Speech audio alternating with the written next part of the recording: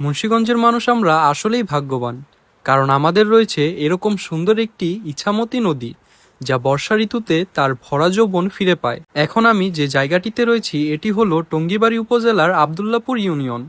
এখান থেকে আমরা সকাল সকাল নৌকা দিয়ে বেরিয়ে পড়ি এই অপূর্ব সুন্দর ইছামতি নদীর বুকে নৌকা দিয়ে ঘোরার জন্য।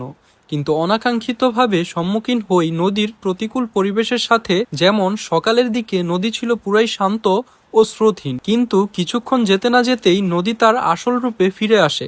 আমরা ও আমাদের নৌকা পড়ে যায় স্রোতের বিপরীতে, যার জন্য নৌকা সামনের দিকে নিয়ে যেতে খুবই ঝামেলা পোহাতে হয়। আর ওদিকে কিছুক্ষণ পরপরই চলে আসে এই বাল্কহেড গুলো। এমনিতেই নৌকা স্রোতের জন্য সামনের দিকে যাচ্ছে না, অপর দিকে এই বাল্কহেড। এইখানে এসে আমরা দেখতে পাই এই অপরূপ জায়গাটি, যেখানে রয়েছে খোলা মাঠ ও একটি গাছ। এর সাথে নদীর পাড়েই রয়েছে একটি সুন্দর মসজিদ। মসজিদটির বিপরীত তীরের জায়গাটিও ছিল অত্যন্ত সুন্দর, যেখানে চরের মানুষেরা অপেক্ষা করছে বোট দিয়ে নদী পারাপারের জন্য।